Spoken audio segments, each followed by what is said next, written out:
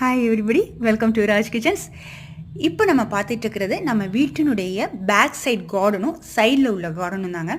கிட்டத்தட்ட பார்த்தீங்கன்னா ஒரு 2 மாதம் ஆயாச்சுங்க. நான் இதுக்கு மெயின்டெனன்ஸ் கொடுத்தேன். வெறும் தண்ணி மட்டும்தான் காயாமல் இருக்கணும் அப்படின்னு சொல்லிட்டு விட்டுட்டு வந்தேன். இப்போ பார்த்தீங்கன்னா ஒரு காடு மாதிரி வளர்ந்து வந்தாச்சு.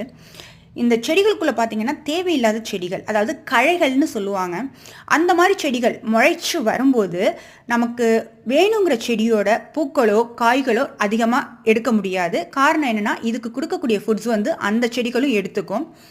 இப்போ நம்ம என்ன பண்ண போகிறோம்னா, இந்த தோட்டம் ஃபுல்லாக நான் க்ளீன் பண்ணிவிட்டு எந்த மாதிரி மெத்தட்ஸில் நான் மெயின்டெனன்ஸ் கொடுக்குறேன் அப்படிங்கிறத நான் உங்களோட ஒரு சின்ன வீடியோவாகவே ஷேர் பண்ணுறேன்.